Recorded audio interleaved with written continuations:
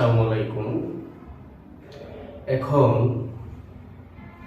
আমি যে রোগটি নিয়ে কথা বলবো সেই রোগটির নাম হচ্ছে গলা ব্যথা ও গলায় ক্ষতের সৃষ্টি, এমনকি টনসিলের প্রদাহ। গলা ব্যথা ও টনসিলের প্রদাহ।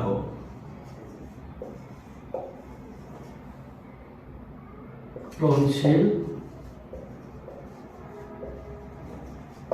প্রদাহ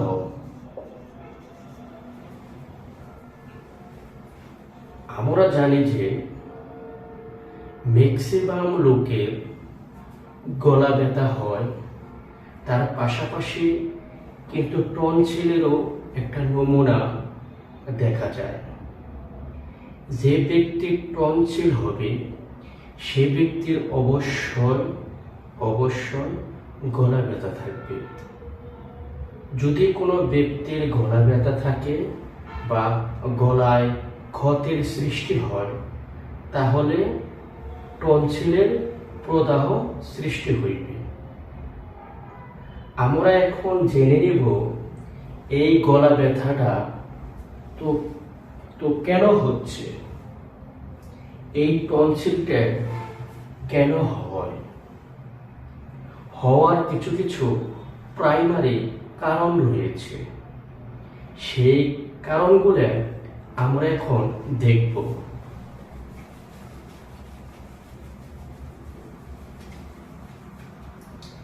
এক নাম্বার যে কারণ, সেই কারণটা হচ্ছে যদি কোনো মানুষ ঠান্ডা জাতীয় জিনিস পান করে বা ঠান্ডা জাতীয় জিনিস আহার করে, আহার করার ফলে গলা ব্যথা বা টনসিল হওয়ার আকার ধারণ করে। 2 নম্বর রিজন হচ্ছে যদি শরীরের ঘামের পরিমাণ কম অথবা বন্ধ হয়ে যায়, তখন টনসিল বা গলা ব্যথা হওয়ার সম্ভাবনা থাকে। 3 নম্বর কারণ হচ্ছে ঋতু পরিবর্তন হলে, যখন সিজনাল বা ঋতু যদি পরিবর্তন হয়, তাহলে গলা ব্যথা ও টনসিলের প্রদাহ সৃষ্টি হওয়ার সম্ভাবনা থাকে। 4 নম্বর কারণ হচ্ছে যদি গলায় প্রচুর পরিমাণে কাশ জমে থাকে। যদি কাশও জমে থাকে, তাহলে গলার ব্যথা ও টনসিলের প্রদাহ হওয়ার আকার ধারণ করে। তো 5 নম্বর যে রিজনটা হচ্ছে যদি গলার ভিতর শুষ্ক থাকে, তাহলেও টনসিল বা গলা ব্যথা হওয়ার উপক্রম থাকে। এইগুলা হচ্ছে আমাদের প্রাইমারি রিজন।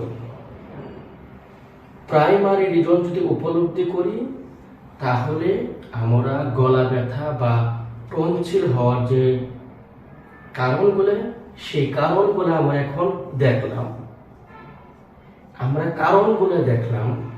কিন্তু কারণগুলোর পাশাপাশি আমরা এখন দেখব এটার সিমটম কি কি, আমরা কি মেডিসিনটা ব্যবহার করব, আমি সেইগুলো এখন আলোচনা করব। যদি গলার ভিতর প্রদাহ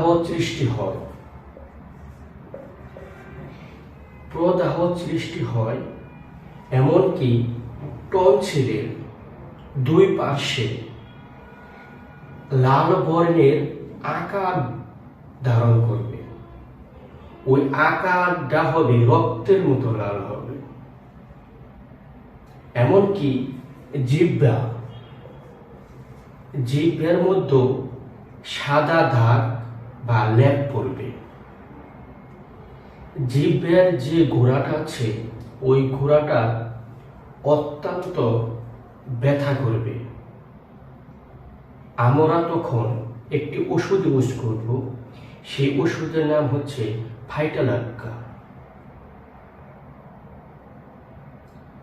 তো পেশেন্ট বা কোনো রোগী যদি কোনো আহার বা যদি কোনো জিনিস পান করার ফলে ওই রোগী যদি ঢোক গিলতে কষ্ট হয়, আহার করতে কষ্ট হয়, আমরা তখন ভাইটালাক্কা ব্যবহার অবশ্যই করিব। অ্যানাদার কেস হচ্ছে যদি গলার ভিতর অত্যন্ত জ্বালা থাকবে, অত্যন্ত গরম থাকবে, রোগী কুসুম কুসুম গরম জাতীয় কোনো জিনিস খেতে পারবে না, আমরা তখনও ভাইটালাক্কা ব্যবহার অবশ্যই করি।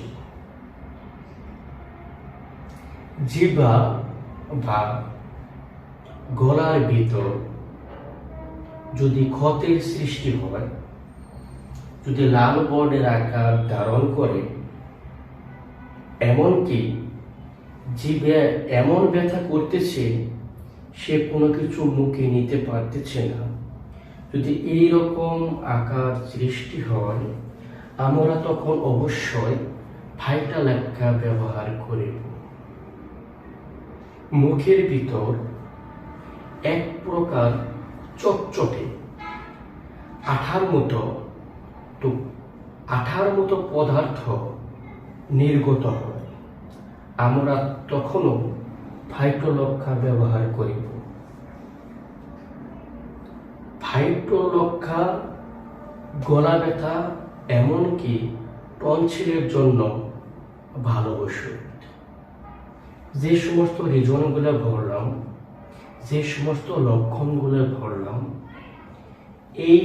এই সিমটম অনুযায়ী যদি কোনো মানুষ, যদি কোনো পেশেন্ট যদি ভাইটালাক্কা ব্যবহার করে, তাহলে অবশ্যই ওই পেশেন্ট আরোগ্য হইবে।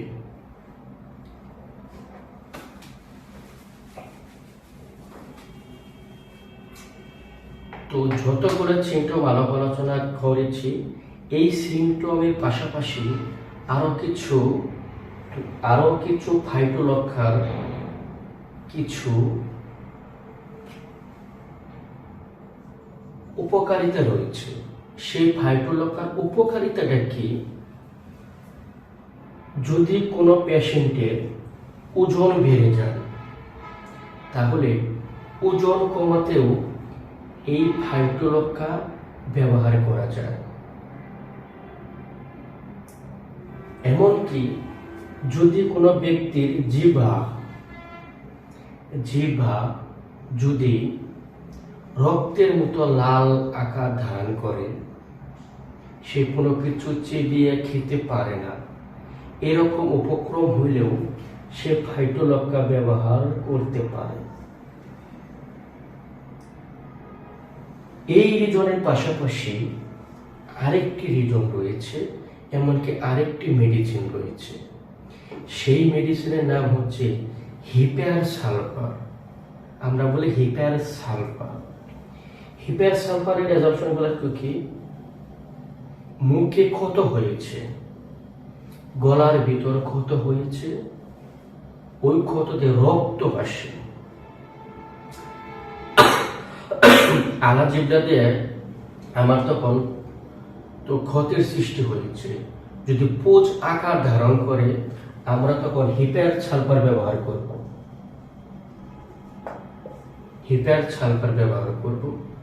যদি হিপার সালফার ব্যবহার করি, তাহলে গলার মধ্যে আর ক্ষতের সৃষ্টি হইবে না। তো ভাইটালাক্কা হচ্ছে ইম্পর্টেন্ট মেডিসিন। আমি যতগুলো লক্ষণ বললাম, এই লক্ষণগুলো ইউজ করিলে অবশ্যই আপনি আরোগ্য হইবেন। থ্যাংকস। সঠিক।